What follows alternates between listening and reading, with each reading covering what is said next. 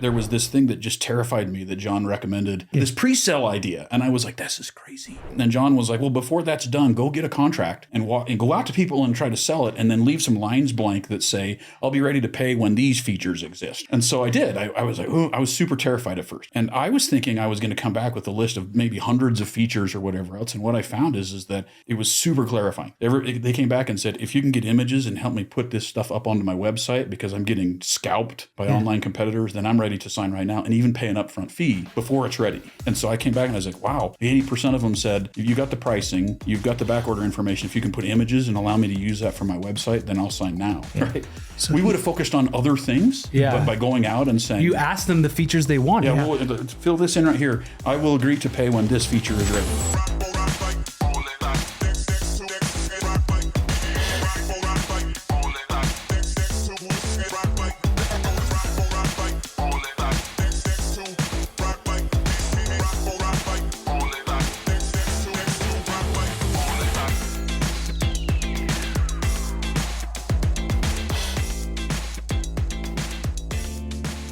Welcome back to the Startup Ignition podcast. You know who we are. We are old news at this point. But today we have some new news sitting right here next to us, which is awesome. But I'm Tyler. John. And we are the co-hosts of Startup Ignition podcast. But today we have an awesome guest. And I have a little bio on you, a little intro that we went over before to make sure it was all right and correct because I didn't want to get anything wrong because he's so awesome. So today we have Jason Petersen. And he is a seasoned entrepreneur and technologist, innovator. I got it wrong. You are not a computer science graduate. You are an ISIS graduate. Is that right? Yep. Information systems. Information system and communications, you told me too, which was awesome too, which is a cool combo. But you have an awesome and impressive track record and probably best known for your exit with XOLogic, right? And Exologic was a leading software provider for the lighting, electrical, HVAC, plumbing industries, which we'll get into your story a little bit later, that you actually sold in 2021, which was an awesome exit and an awesome story we want to hear about.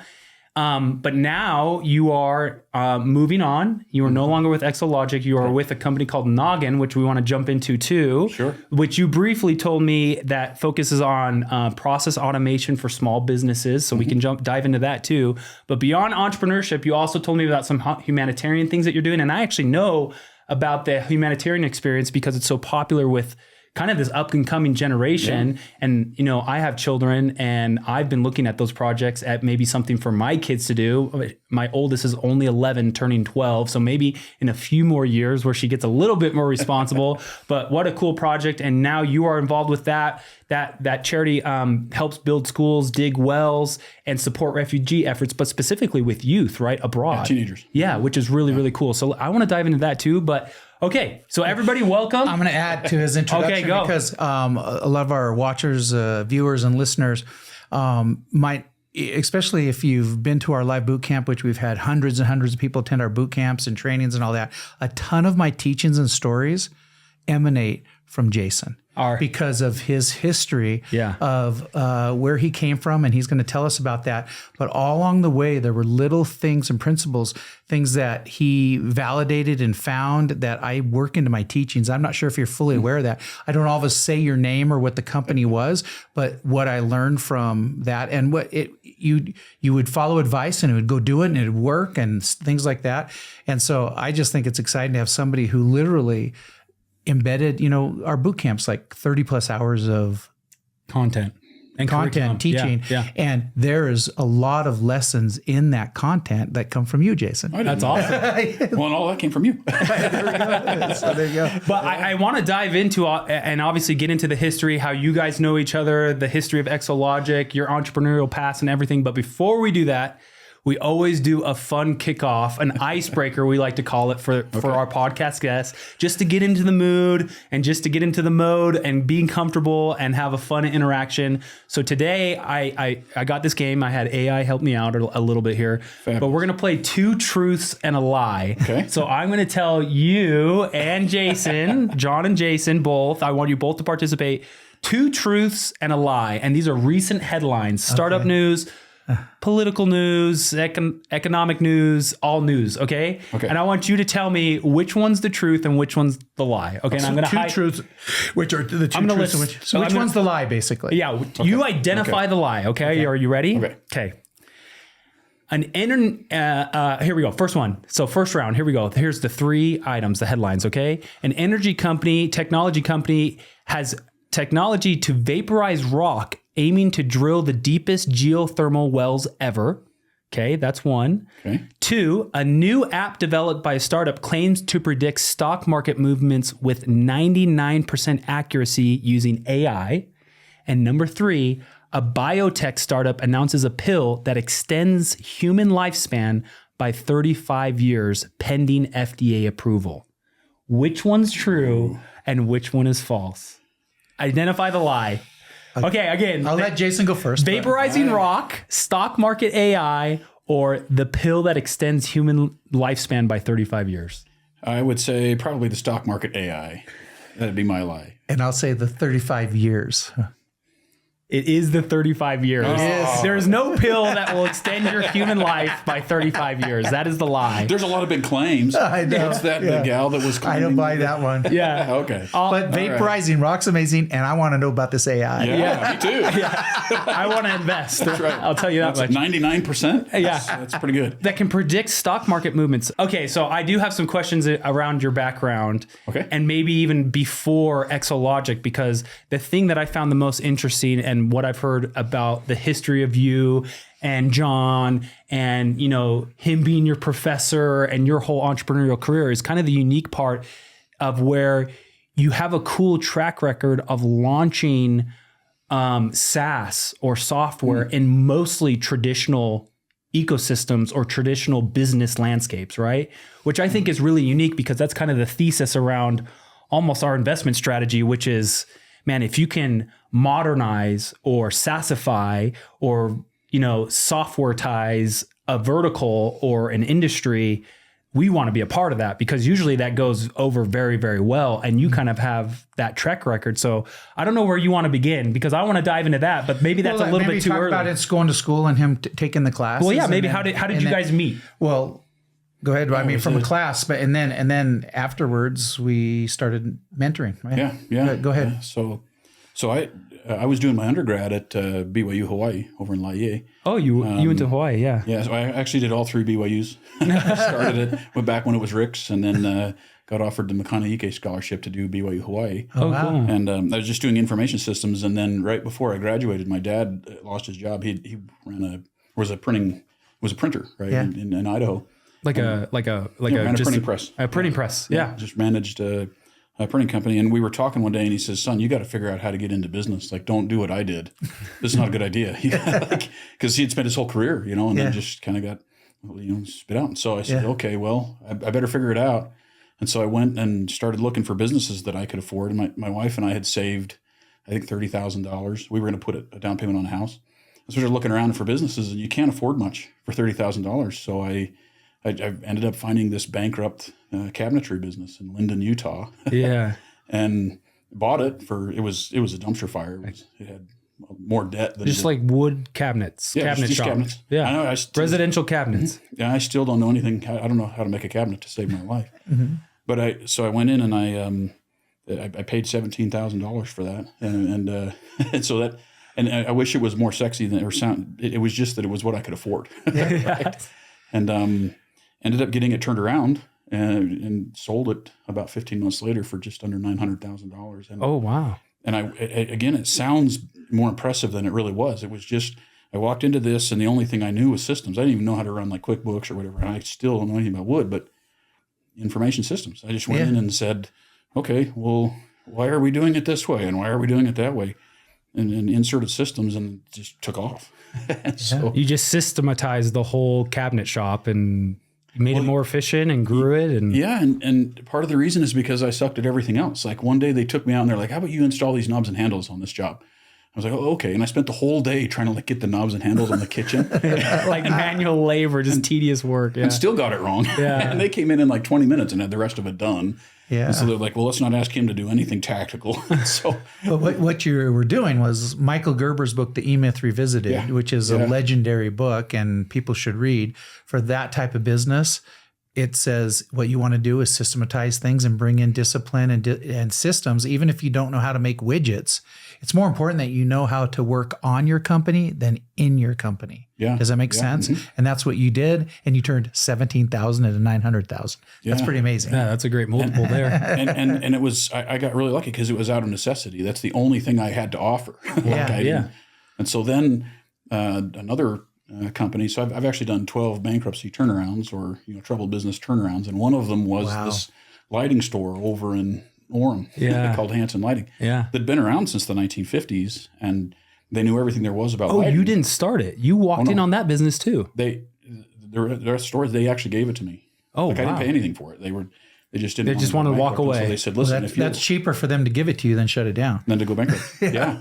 So one of the contractors that saw what happened with the cabinet shop came in and said, "Listen, if you'll agree to take this and pay off the debt that's in there, like not with capital, just over time." Then So you just assumed all the liability, all the bad, all the ugly. They didn't even require me to assume the liability, which was beneficial because I went in and just I went and talked to the manufacturers and I said, "I'll whoever comes first with the best deal, I'll let you have the first pick of the receivables." They didn't. They had no systems for receivables. They had no systems for payables. They had no system. They knew lighting better than anything else, but they had no system for anything. And so manufacturers hadn't been called for years. Had written all this debt off, and here I am on the phone saying, "Okay, I'm the new owner of this." And so we had it out of debt in about 4 months, and then bought our own building, and away we went. So all of this is obviously post your undergrad and your education, right? And so how long was it for the cabinet shop? What's that timeline? You assumed that cabinet shop and exited that cabinet shop from when to when? How long? So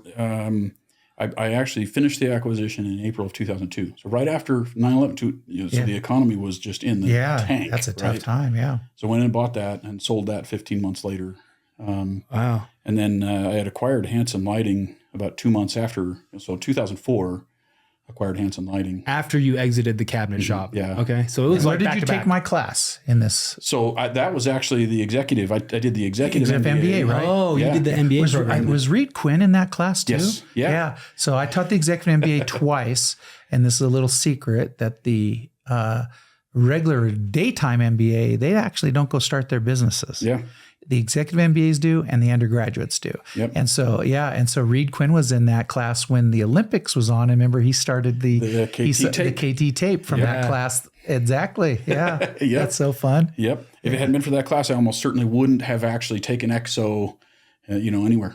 Yeah. So that's awesome. And I only did that twice. So you got one of the two times. I got so lucky. That's awesome. So when I got into Hann Lighting, I was just, looking at it and I was like, okay, the biggest problem they have in here is there's a lot of problems, but one of the biggest ones is margins. They think that they're selling at like 32% when they're pricing their orders out. They think they're selling at 32%, but when I pay all the bills, it's around 27%. Mm-hmm. Like, what's the problem here?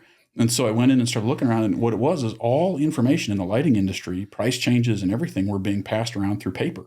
It was like these little mailed catalogs, and they had this big biddle book on like when you go to the old Napa Auto Parts and they had this big book with this stuff. That's how they were pricing everything. Yeah. And so wait, from a catalog, big, huge catalogs. Yeah, big old catalogs, and they'd go to it. Well, think of all the lighting fixture, sconces, lights, everything that exists worldwide, massive numbers of them. Yeah.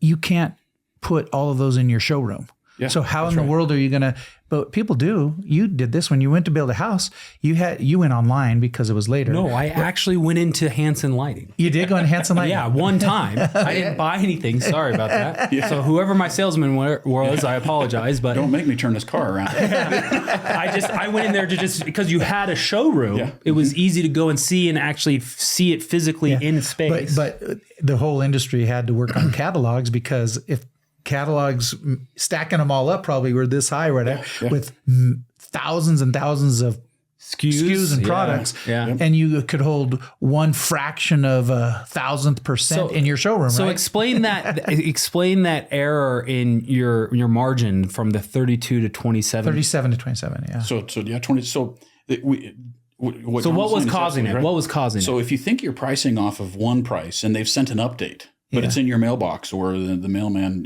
fed it to his dog or whatever. And so I think I'm pricing off of 100, but the price has been updated by the manufacturer. Then I just lost margin. I can't go back to the customer and be like, oh, I'm sorry, we screwed up. The manufacturer's charging more. I'm going to charge you more now. Yeah. Right? And so the whole industry was doing everything off of. And that was happening that consistently? How often did they publish the catalogs? Once a year? They would. Or quarter? What's crazy is that they would publish these little supplements. So supplements, right. The average manufacturer has like 5,000 SKUs. Yeah. And Hann Lighting could sell over 5 million total products. So basically you'd get this catalog and then you'd have, if you want to keep on prices, insert into the catalog a new price on top of it. Yeah. And so I did the math once. I was like, wait a minute, we would have to keep 17,000 SKUs up to date every day. Every day, 365. That's including the weekends. Well, why were the manufacturers changing prices like it was like candy? That's their crazy. Costs went up. Yeah. So it was that flexible. It was that they were so tied to their margins that they had to constantly update their Glass, prices. steel, electronics. Yeah. All sorts and also like quote prices. So you'd come in and they'd say, okay, these 45 we're going to put on special because they're just trying to manage their inventory. Okay, I want to get rid of this stuff. So they would price it down. Now, if you didn't know that it was cheaper, then they would always just charge you what like you forgot to put the promo in or whatever. Yeah. And so I thought, well, surely somebody in this industry has fixed this. Like, this is really dumb. This has just got to be a Hann Lighting problem. So I went around and I started looking, is there any service out there that like, there's these things called computers that like talk. Hold on, what year was this? So this was 2004. Okay, hey, you're pretty early. Yeah, you're still early. Very, very quickly, once that I could see this is part of the problem. At this time, everybody is still on MySpace, not even Facebook yet. So you're pretty early. I mean, yeah. So, so it really wasn't. It was just out of necessity. I said, okay, this is really crazy. We've got to stop this. And so I went and just started talking to manufacturers and said, would you mind if we just create some kind of an electronic catalog for that? And that's all. That gave us such a huge competitive advantage. Like Hann Lighting just took off. We started, grabbing customers because. But why? Why did that affect the customers coming to you? Just because you could have up-to-date prices? Well, it was what I found is when we started getting into the computers, there was other information that was there that was super valuable. And one of the biggest ones was backorder information. I'm like, well, it's sitting right there. We're already talking to your computer. Like, why don't you send us information? So in the lighting industry, when I first started, only 27% of orders were delivered on time and accurate. And so I was like, and it's usually back orders. Something was on back order. So I said, well, I'm here. Why don't we just start feeding that in? So the retailer would think it was available. That's right. They do an order with the customer and then put the order into the manufacturer. And then they would be notified sometime later, days or weeks. Oh, it's on back order. That's right. We don't have the inventory right now. It'll be ready in 2 months. Yeah. And it's worse than that because a lot of times it would be, you go pick a family, right? So you get like 7 fixtures or whatever, and one of them would be on back order. Yeah. So the manufacturer would send everything else and be like, hey, pick something else for this. No homeowner wants that. So it doesn't match. Yeah, it doesn't match. And so contractors were just fed up. They were sick of it. And we did a little bit of research to figure out that the average daily cost for a back order, because lighting comes at the end of the process, the costs were huge to contractors. And so when we started feeding backorder information, got to where we were doing all of our orders, 92% of them were on time and accurate. And the contractors just paid attention. Yeah, they loved you. They were like, wow. That's their clients were satisfied and happy, so they just kept coming back to you, right? Yeah. And what's further, and I think this is there's a principle in SaaS, is my sales reps were spending so much of their time doing this and then getting a calculator. It freed up a bunch of time to actually work with the customer. Like spend time with the customer, go out to their home and measure and figure out the lumens and all that stuff. And strengthen the relationship, the customer relationship. Yeah. And so you built that internally. At what point did you actually start expanding and externally offering that to you, like your showroom or lighting competitors? Like, so I'm assuming you started internally and said, hey, we got to figure out some kind of way to control this price and the back ordering and all this catalog inventory, whatever, all these SKUs or whatever. And it was running really well. At what point did you say, wow, okay, like we can go take this to other people? Were people asking you for it? Did you just have that idea, or? No, it's when John told me that I was stupid not to. That's absolutely the truth. It was 2009. So John's been involved the whole time. My dad was involved the whole time. This goes back to the genesis of me understanding the internet as well from I publish books too. Yeah. Yellow Pages. Yeah. My history is publish Yellow Pages, massive databases of people and business content, right? And there is a lot of your history that this is going to come up with, and as we get into when you started really doing it, right? But just the whole concept is this: you publish a book, the next day it's obsolete. Yeah.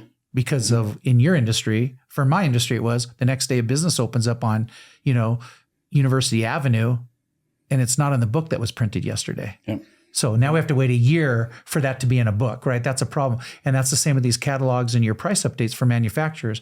And so when he started doing this with Hansen and doing it just for his company, then I taught him the principle, and the key principle for viewers and listeners is he ate, slept, and drank his industry, lighting showroom industry, and then made a software to run that company better. And then even on top of it, aggregated the database for the industry. And that when I heard that he was doing this, I go, do you know that you got a much more massive opportunity than this lighting showroom business? So who was doing that data? Who was doing that data entry?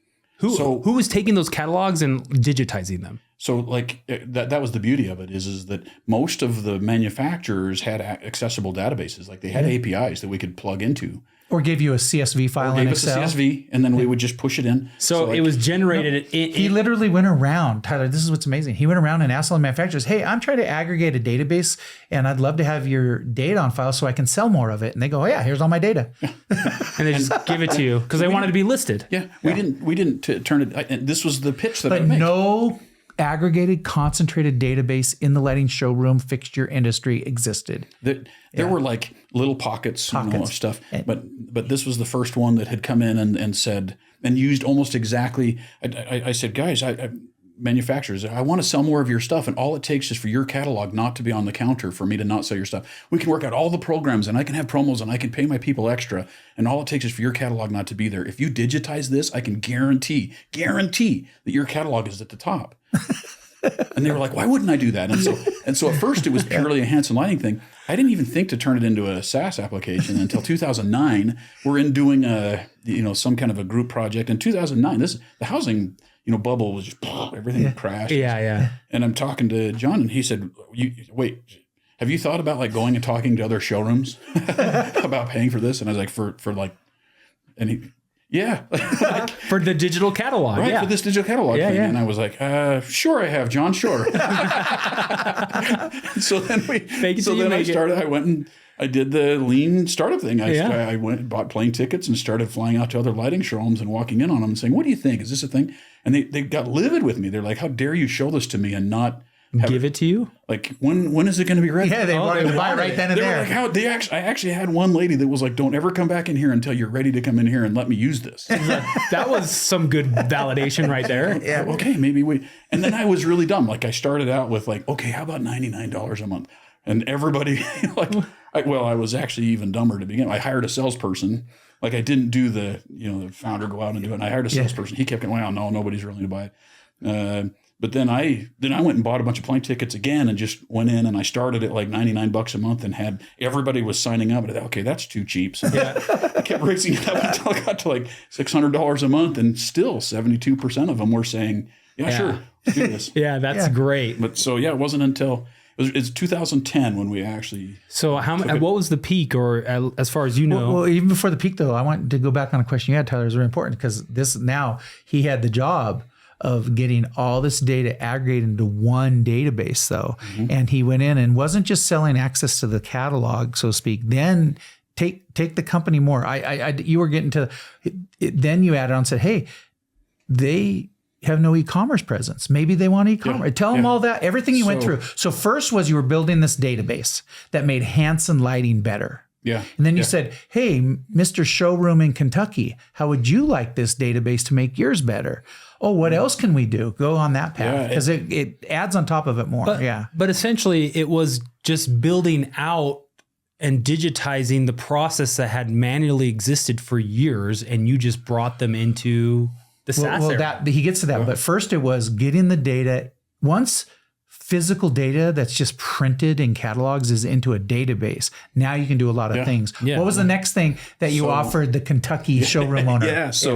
Believe it or not, it was one in Kentucky. I know. You went all over. Yeah, go ahead. So again, this is another, there was this thing that just terrified me that John recommended. And this is the truth. This is the real background. Like if he said, I want you to go take a contract. Okay, you're going to get this pre-sell idea. And I was like, this is crazy. It's what, the idea of pre-selling? Yeah, pre-selling it before, because we just had, it was a Hanson Lighting thing. Like that's all it was. Yeah. I knew I was going to have a tech person come in and actually turn it into a not just Hanson Lighting. We're going to have accounts. And because not all of them are open with all of the manufacturers. A user login, credentials. Everything. And John was like, well, before that's done, go get a contract. And go out to people and try to sell it, and then leave some lines blank that say, I'll be ready to pay when these features exist, or whatever. And so I did. I was like, oh, I was super terrified at first. I was like, well, they're gonna laugh at me because this is not ready. Kick you out. Yeah. When I walked in, and I was thinking I was going to come back with a list of maybe hundreds of features or whatever else. And what I found is that it was super clarifying. They came back and said, if you can get images and help me put this stuff up onto my website because I'm getting scalped by online competitors, then I'm ready to sign right now and even pay an upfront fee before it's ready. And so I came back and I was like, wow, 80% of them said, if you got the pricing, you've got the backorder information, if you can put images and allow me to use that for my website, then I'll sign now. Right.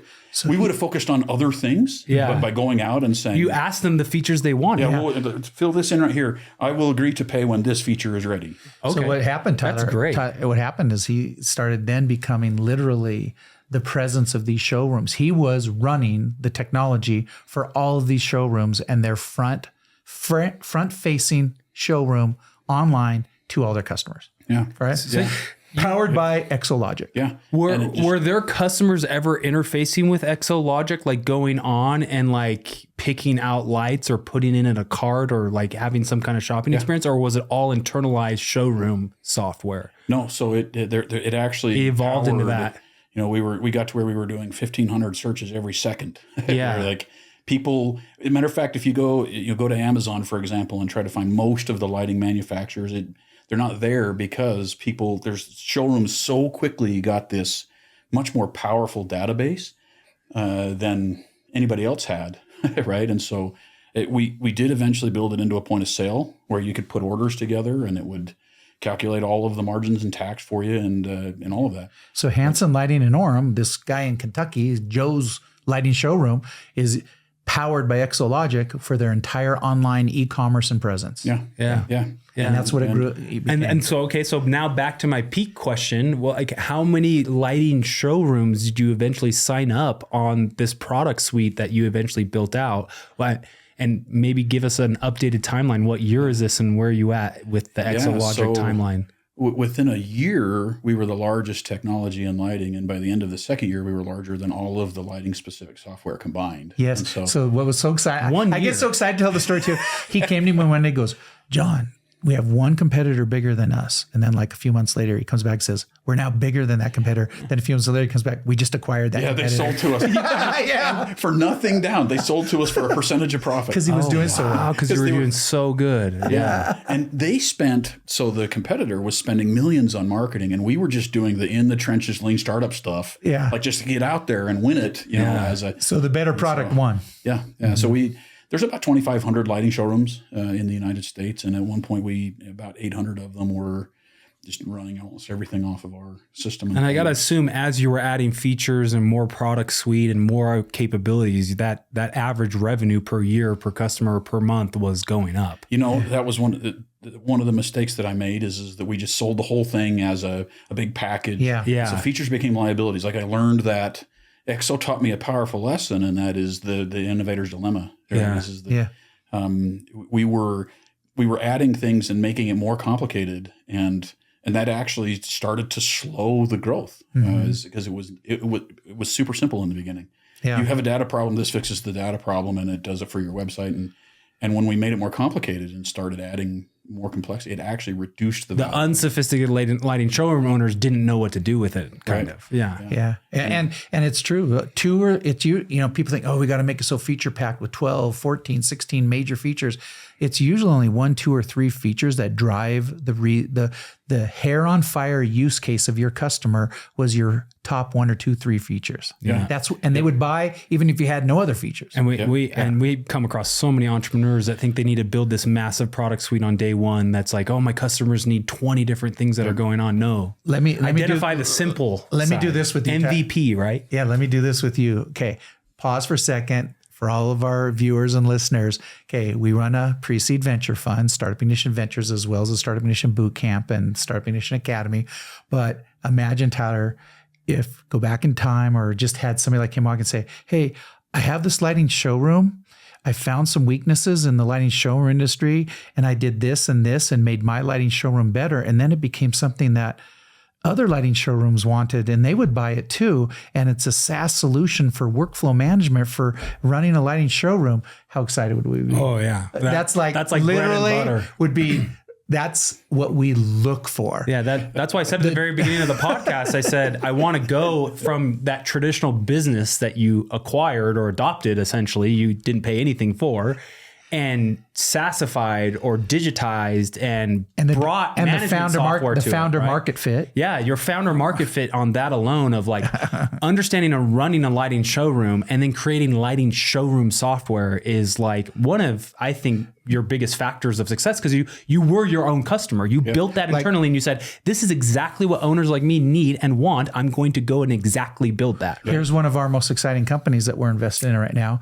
2 brothers, could be any of our viewers or watchers watching could do this, whatever they're into, like you did in lighting showroom. Their family had 2 very small assisted living centers with only a few beds in each center. And this software in the industry sucked. And so they came to us, came through our boot camp, got some training, spent a year and a half doing what you did, and they started making the best of breed software for assisted living. And they sold off the 2 assisted living centers, and their company's called Alchemy, ALCOMY, and they have become titans now in the assisted living software industry because now, and like they, even before we invest in them, they got into like 100 assisted living centers with their software. Now they're in hundreds and hundreds, and they came to us and said, oh, we need a little money. We might need some. So we gave them some money, and it's just been incredible. That's the exact same thing.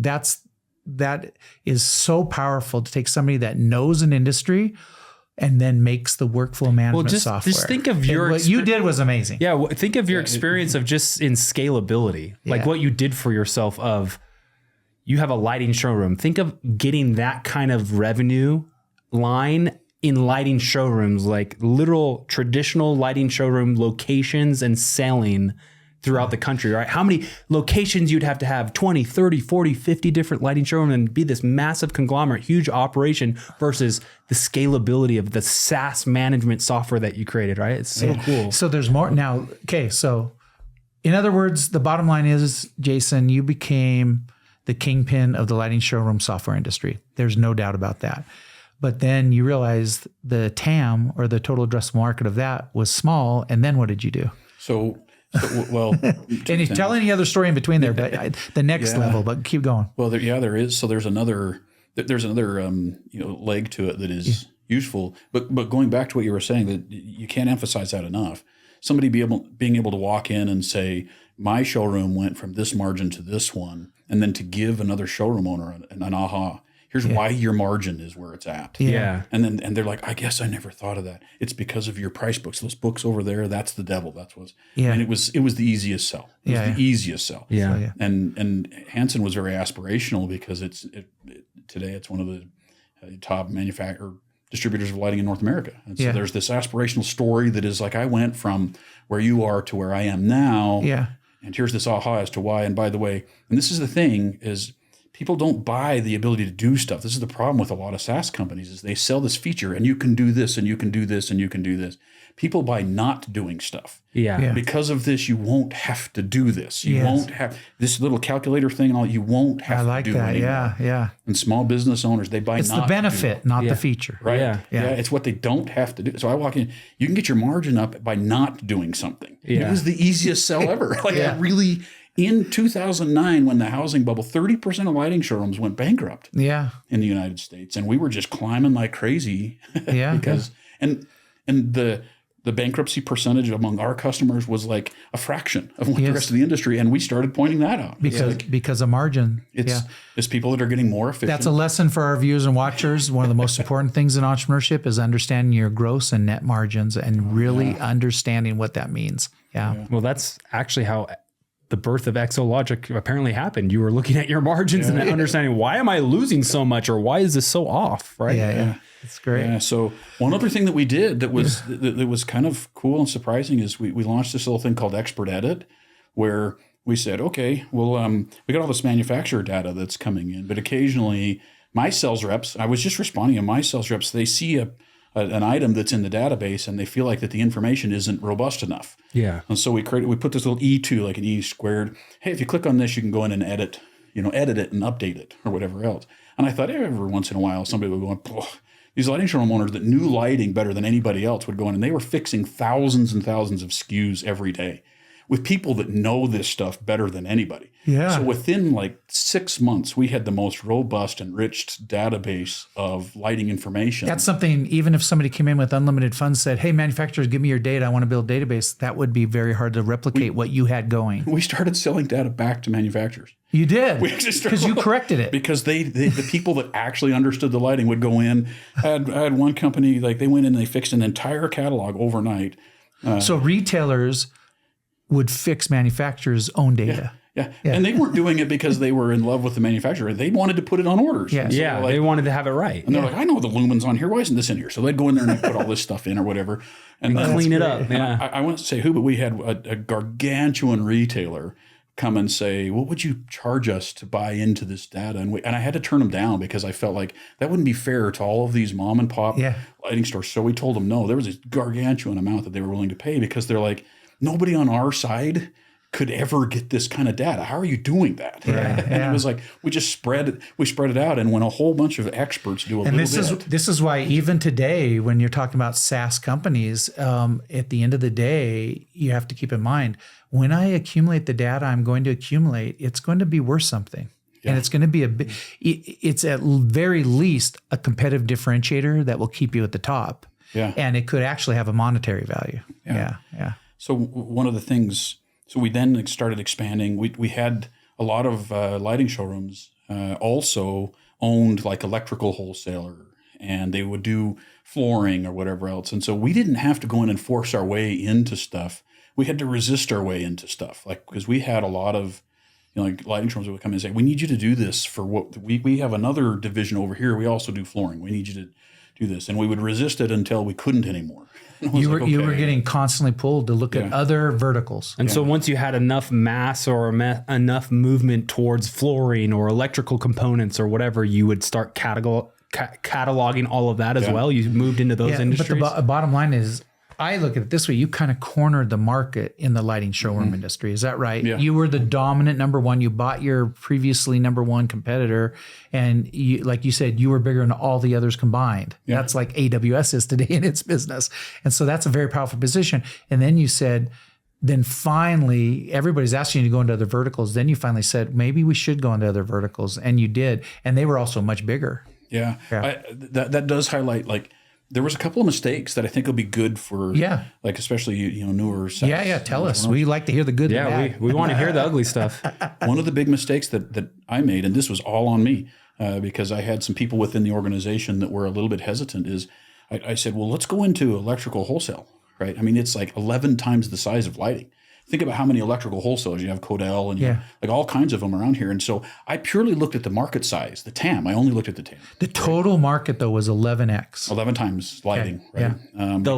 What it's specifically electrical contracting, gear, like your wire and the like the actual boxes, like the actual boxes and junction wires. box, whatever. Yeah, the components of electrical work. Yeah. So think about like when you built your house, your lighting package was probably somewhere around 0.7 to 1% of your total build, whereas your electrical gear probably cost 4 or 5%. Much bigger. All of the wire and all of that stuff. And so before I didn't do like I didn't own an electrical wholesaling company, and I didn't go do the market research to figure out. Oh, you didn't do lean startup on that one. I didn't. Like I got arrogant. Like honestly, like don't get arrogant. Assume that if you don't know, assume you don't know. Yeah. And so we went in. And but that's one of the big, I got to point out when you give a great teaching, one of the huge mistakes entrepreneurs make is they think everybody else will think just like them. Yeah. So we picked that because we were getting a lot of pressure from clients that owned, electrical wholesale, or most of them, and I should have seen this, they owned big electrical wholesale, and then lighting was like their little baby. Yeah. Right. So the smallest little thing can make the biggest difference. Most of the gear in electrical is quoted. Like, so it's not like a standardized price. It's this manufacturer will give this distributor a certain price and that one. So there wasn't like this one standardized price like it was in lighting. There's not catalogs. And they weren't running it through catalogs already. And so we went in and kept trying to chase and figure that out and spent a lot of time and made some good money in it, but we did not become the dominant player in electrical. And it was because of a little piece of that I didn't have the humility to go explore and find right now. That being said, the lighting industry was so valuable to us that we had a stronghold that we could stand on. So you were able to make those errors, but it wasn't a good error to make. But if you do that too early, I always like to say it's like a tree with root systems. You were able to withstand that mistake because your roots had been sunk so deep in your core lighting showroom, core vertical. If you had been weak in that core vertical and tried to do that, it could have killed you overall. Right. So you're kind of going really general with the mistake, like that you just assumed that you knew a lot about the electrical component industry, but then it just flopped. Can you give like specific reasons why, or like what you assumed and then what turned out not to be true? Do you have that kind of information? So in lighting, the manufacturer will set a catalog, and twice a year, all of the lighting showrooms go down to Dallas and they see all the new stuff. So there's kind of this standardization that existed in the industry that I didn't create. I just got to benefit from. Right. But in electrical components, the localized reps will go into a big, the players are bigger. So you have an EWS that most lighting showrooms are independent. They might have one or two branches where you'll have big chains that are negotiating deals, and there's no pricing catalog that the whole industry adheres to. For the most part, right? It's mostly like independent deals because somebody might be doing a gargantuan, commercial project, and they're going to negotiate a price that's totally different than what the next person could sell it to you for. So that teeny little piece that, okay, we have the data, we have the images, we have all the other stuff, but the fact that the pricing is variable, we kept trying to figure out how to integrate and pull it out of their computer system and all of that. And was it geographical pricing then? It was just like subsets of the country or areas or territories that had different pricing all over? It could even be in the same city. So you could go to Orem and walk into one electrical distributor and they have one price, and then you could go into another one and they have another price. Wow. Right. Has that been standardized today, or is it still the same way today? No, like it's wow. And they're just big players that exist. And so it was nowhere near the kind of success. Rule of thumb was, or I guess to summarize, you took a lot of the concepts that you thought were the same in lighting showroom to the electrical component industry, and it was not the same. Those little differences made the difference in the outcome. That's. I didn't. What's the word that you taught us all those years? Validate. I didn't go validate. I popped our cork and then went in to see if it. It was, so the arrogance, like you start to think success can be one of your biggest hurdles to overcome. Oh yeah, you can hang your hat on it. Yeah, and it boils down to this: you assumed. We don't in entrepreneurship. We do not act on assumptions. We act on facts. So your job, validation, is the process of taking a hypothesis or an assumption to a fact.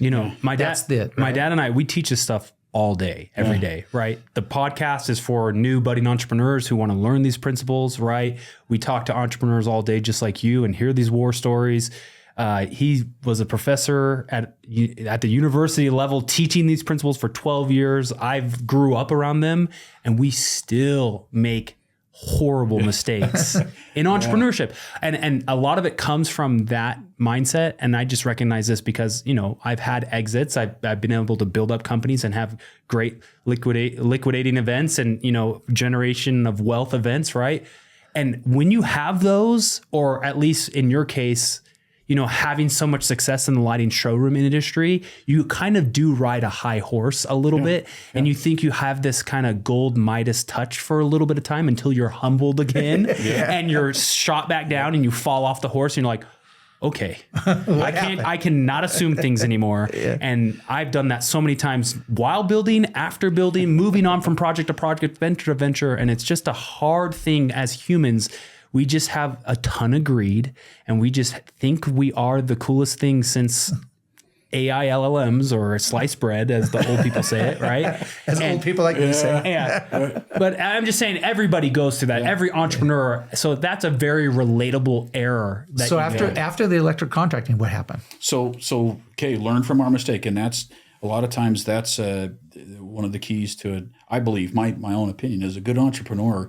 They not only own their mistakes, but they talk about it. They get up and they say, here's where I screwed up. Yeah. And especially if you're the leader of a company, you can take a lot of pressure off a lot of people. Here's where I'm the guy. I screwed this up. So here's what we're going to do. Yep. We're going to shift over. And first, we're going to check to see the pricing models. Yeah. We're going to validate this. We're now being told that we wanted these other industries. And so we, for example, went in and looked at plumbing components and said, okay, that's a little bit better fit.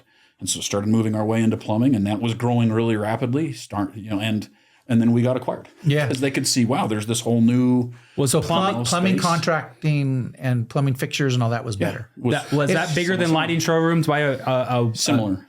It was similar industry. And now, are you talking just the fixtures now? Yeah. So like your faucets and your stuff. So none of the gear. What's inside the walls. Yeah. You're talking the fixtures. That is a good analogy. That was a good fit. And so we went in and that's when you got acquired because that was bigger too. Yeah. There's this. Wow. Here's this whole new uncharted area. Place. And so all we do. So the acquirer came in and said, "We're going to ride that up. Here's your money. Thank you." So who eventually acquired Exologic, and what year was that? So it was acquired in 2021 by a company by the name of Fsteam, which is actually a payments processing company. And so great company to work with. And what was their strategy behind that acquisition? They just wanted to make the money off of the actual transactions. So that they had two things that they are really good at. One of them is they were acquiring SaaS companies and putting them together. So they had this portfolio. Yeah. And then second, they were moving payments in. Like if we can be the ones that are processing payments through these guys, then so they had this dual benefit, and we got a tremendous. By the way, that's one of the biggest changes over the last decade in SaaS that I've seen.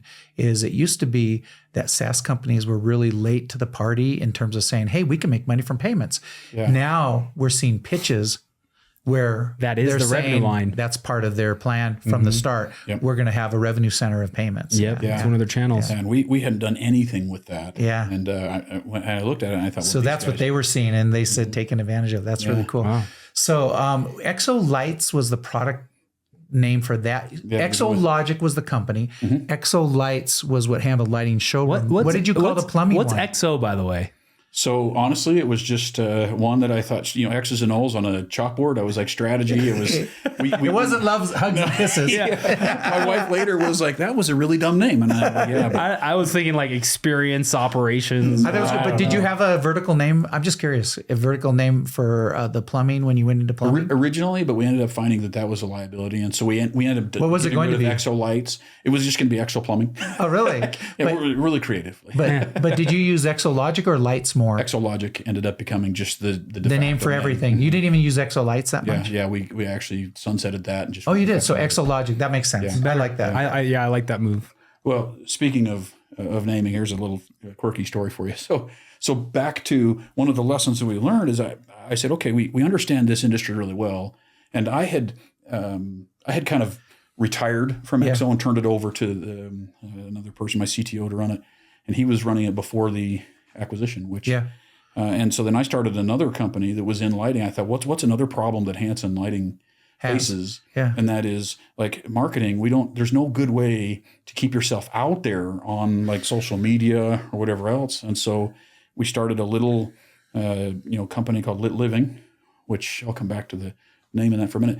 But all we did, and I thought, okay, let's learn from what we did last time. We're going to make it super simple, and we're going to stay focused on what we do. And that is, you don't have time to go post 3 to 4 times every week onto all of these places that designers and homeowners, the women, and I would walk into a showroom and I'd say, how many times do you have a woman walk in with a binder of stuff she's printed off? Almost every one of them. Okay, where are they getting that? Off of all these places on social media, and you ain't there, right? We'll get you there. Yeah. Here's what's happening is these manufacturers have all of these promos and stuff that they want you to go use, but you don't have the time to like take it and put it into your website or onto your social media. Oh, we'll just go do that. We'll just take them and create custom content specific to the showroom. Yeah. Yeah. And it'll be just from the manufacturers you're open with. And the second largest agency in lighting had 17 clients paying them like $300 or $400. But by the end of the first year, we had like 200 people that were paying us $600 a month. And again, it was to not have to think. It was like, you're going to have between 3 and 5 posts on all of the social media without you thinking about it. Now, if you have time, you want to go produce a custom one or a sale or whatever, you can go do that. But you'll know that this machine is running for you. I think you're a pretty good problem hunter. I think you're really good at going in and dissecting a system or a vertical or an industry and saying, what problems exist here?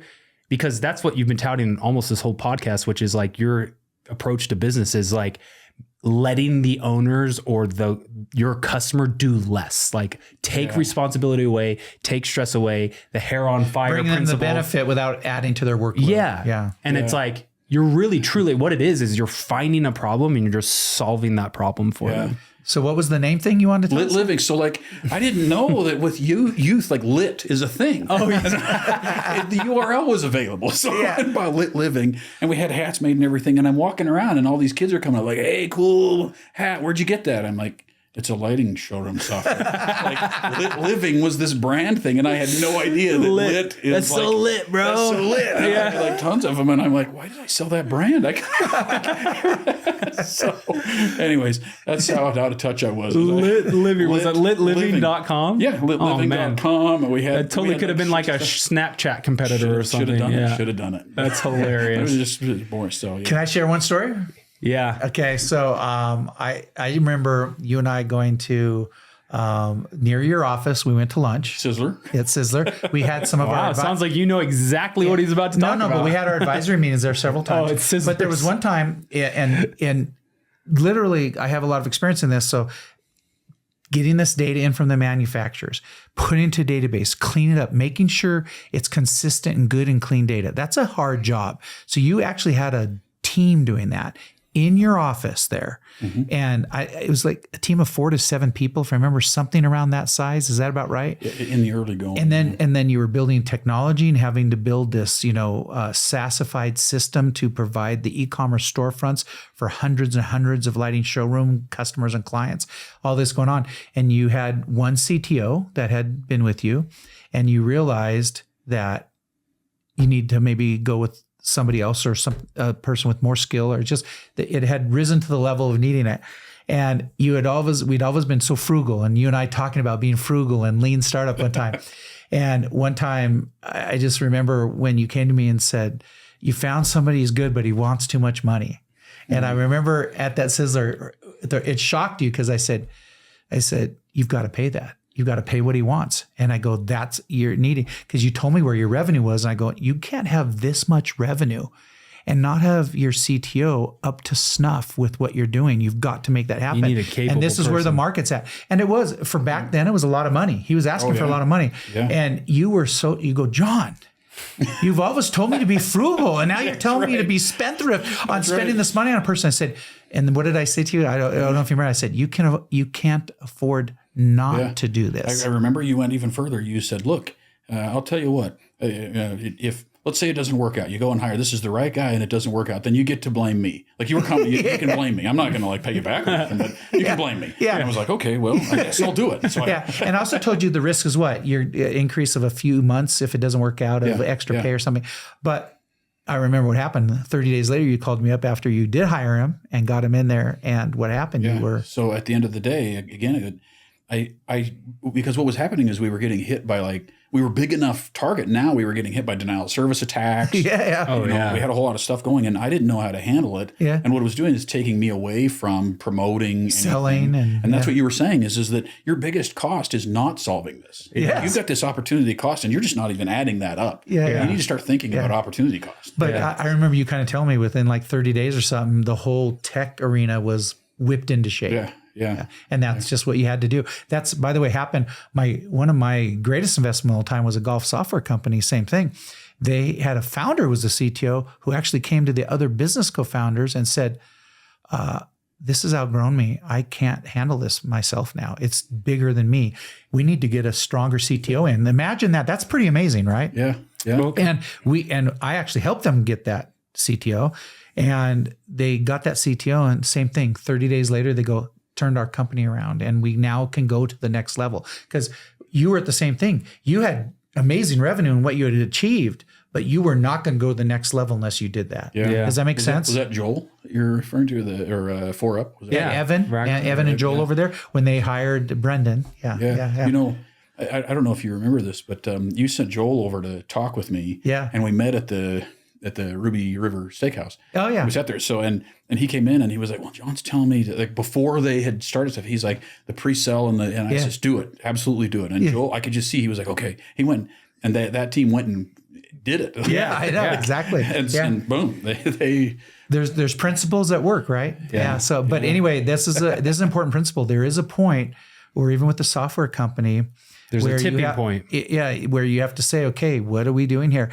And there's a point where you need to transition from being the frugal entrepreneur to one that knows that talent comes with a price. Yeah. And you also have to understand that just every person we hire is a little bit of a risk, right? And there's times you have to take that risk to go to the next level, because what you don't want to do is be so frugal you choke yourself. So at the beginning, you want to be frugal to survive. To lengthen runway. Yeah, but there's a point where your frugality can go too much and it curtails your growth. Yeah. And I think, and then it's just a fun history. And if you do it right, those people will be around all the way through acquisition. They're great team members. And and if you get the right ones, man, and team has a lot to do with building Where are we at on time on this? We're a little bit close. Yeah. But I do want to end with Jason. I mean, you had an exit and you're a successful dude. What's up next? Where are you at? What what are you currently doing? Yeah, what are you doing? Well, so and how can we help you? What does an exited entrepreneur do right now? What are you doing? I'll tell you what not to do, and that is retire in your early 40s. That's a terrible idea. Yes, it is. You're going to be a menace. Yes. So I went through my menace in a year or so, and that was this is terrible. Yeah. And so I did end up getting involved with the HXP. And it just pro bono, but went in and helped. We completely changed out all of their systems. And it's just it's a reward. It's a rewarding thing to be able to say, I'm in a position now to make a difference. Yeah. Right? But at the end of the day, I had to start something else. You start to realize there's stuff that I'm good at, everything else I'm not good at. But there's this personality type that's good at taking something from nothing into something and then turning it over to people, right? Mm-hmm. And so I started in actually April of this year. We went formal with it, and we started a company named Noggin, Noggin. Mm-hmm. And similar story. My brother owns a restaurant in Florida that he bought out of bankruptcy, or he acquired out of struggles. Runs in the family. And today he's we don't even look at all like he's 5'5". He's short. I can Hulk over him, but he could beat me up. He's way tougher. But anyways, he took that and he was super successful with it. He the restaurant. Turned it into a it's producing almost $1 million of profit. But he turned around a restaurant. Got it. Okay. Yeah. But it cost him a lot of things personally. He ended up going through a painful divorce and some other because he was working constantly. Yeah. It was the way that he was solving. And that's not the goal of entrepreneurship, to become that way. Yeah. Matter of fact, at one point he was working on a slicer and he chopped the top half of his thumb off. I joke with him about it. I'm like, you can't even tap on a phone properly because you don't have the top half of your thumb. Yeah. And he went down to the hospital and they said, well, if we repair it properly, it's going to take you out for 2 weeks. I can't do that. The restaurant won't survive it. And so he just he doesn't have a top of a thumb. Wow. Really? He had him sew it up and he went back to work. So he just went so far all in on it that it just took over his life. They're demanding. Restaurants are demanding. Yeah. So what's Noggin do? So basically I went out there and I started, I was like, Curtis, you got to get processes in here. Like you have processes. The problem is that it's all in your brain. And I'll give you the same speech I've given. Your problem isn't your people. Your problem is your proficiency. You are the pro in the proficiency. And as long as that's the case, you're never going to be able to get away from here. And if you cut another finger off, you're going to have to come back. Like this, we got to figure this out. And so I was working on like helping him do processes, and he's super non-technical, the hardest working person I've ever met, but not very technical. And I started to see somebody's got to come along and invent something that allows somebody like my brother to create processes where they don't have to learn anything and they can do it while they're doing what they do. And so Noggin was born out of this pain of, is it a software platform? It is, yeah. So you can have a person running a business where it's so dependent on the founder and they're working, and then it figures out how to systematize it so other people can do things. Is that about right?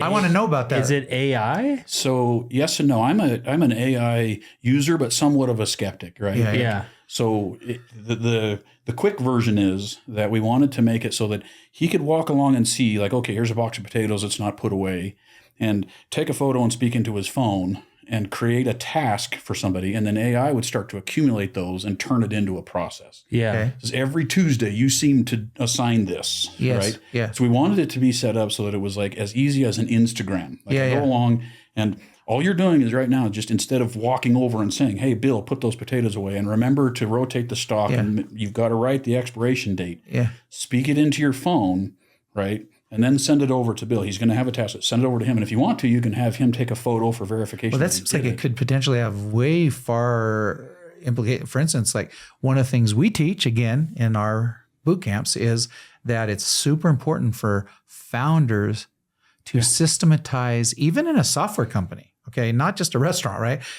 Systematize processes so non-founders can do them. Matter of fact, one more story from you, and I don't know how much time we have, but one more story from you was also, I remember one time you told me that your sales rep sucked and you went out on a roadshow with them, took them along, and you sold a bunch of stuff right in front of them and they couldn't sell a thing. Do you remember that? Yeah. Okay. And I kind of said, well, actually, that's because you haven't systematized your sales process. In other words, you as a founder have the charisma and the power of a founder to say and do anything in a sales call, and you have everything at your disposal and you get sales done. But these people, you don't want them to be like that. You want them to be able on Tuesday, Wednesday, and Friday to use a system to sell, right? Yeah. And then afterwards, I think you started systematizing your sales, right? And that's a big thing. Sounds like Noggin could be something that could help in that too. Yeah. It seems like it's almost kind of automating the creation of processes and tasks within a business operation. What's the website? Just noggin.com. Noggin.com. I'm going to go check it out. Yeah. And so, I mean, at the end of the day, we decided that we want to do one thing better than anybody else, and that is take small businesses that are profitable. So, if you're not profitable, that are profitable, but the business runs the owner. Yeah. Hey, you know what? Jason Petersen, over a dozen turnarounds in your career, taking companies and doing this. I would never bet against you because you are one of the most tenacious entrepreneurs I've ever met. So, well, I'm honored. And I say that with a big compliment. Yeah, thank you, John. I appreciate that. No, yeah. I think your journey really highlights some of the best aspects of an entrepreneur that we could see, right? Like the highlights of attributes, what a good entrepreneur looks at, systematizes, processes, all the good stuff. So you're just a highlight reel of entrepreneurship, which is really cool. I don't know about that. Yeah. And also, even on the mistakes he's made, he owns his mistakes. That's a really good, a lot of people don't like to admit that. And we always say, like, one of the biggest things, because, we've run a venture fund, we were talking about right before we started filming this podcast. And one of the biggest things we almost look for in a founder specifically is the teachability and the adaptability of a founder. Like, how hard-headed is this founder that he knows everything and what he thinks is right versus how much will this founder listen to mentorship and how coachable are they, and how much are they willing to learn from mistakes, right? That's a huge attribute that's necessary. I absolutely agree. Yeah. And a good founder will also understand that they're good at what they do, right? And so one of the things that I learned is I went and tried to like hire people in the early startup phase and then mentor them to do it, realizing that mentorship is a different skill set than entrepreneurship. Yeah. And so it was really hard and frustrating. And finally, it was like, you know what? This is what I'm built for. Yeah. This first leg of the race, that's what I'm built for. Yeah. Teaching people how to run races. I need to go find people who are good at that. Yes. And stay with them forever because There's Michael Jordan had a coach. Yeah. Right? Yeah. So, and that's why Steve Blank, the father of lean startup, likes to say, for instance, that, there's a different skill set to take a company from 1 to 2 million, then 2 million to 10 million, then 10 million to 100 million. And that's why MBAs do exist. MBAs are the guys that take something from 10 million to 100 million because it's a certain management style. That same management style does not work taking it from 0 to 1 million. I would say entrepreneurs are definitely in the trenches, rolling up their sleeves type personalities. And then, the later stage guys that come in and scale them. And recently, like the All In podcast and other ones have talked about this for a year or two, is it a founder or a manager? The founder versus manager is a different two mentality. different skill sets. And you are quintessentially founder. Founder. Yes. Well, great. Thank you. Yes. Yeah, thank you so guys. much for coming on. Yeah, for it was sure. awesome to finally hear the story, hear your history, hear everything that this guy touts for the last 10 years, meet the guy in person. So it's been fun. Okay, we're going to sign off. So thank you for joining us on Startup Ignition Podcast. Like, subscribe, comment. Check us out. Hit us up with any kind of questions or comments about the podcast. What could we be doing better? Who should we have next? Let us know. But thank you for joining us. And thank you, Jason, for coming on. And we are signing off.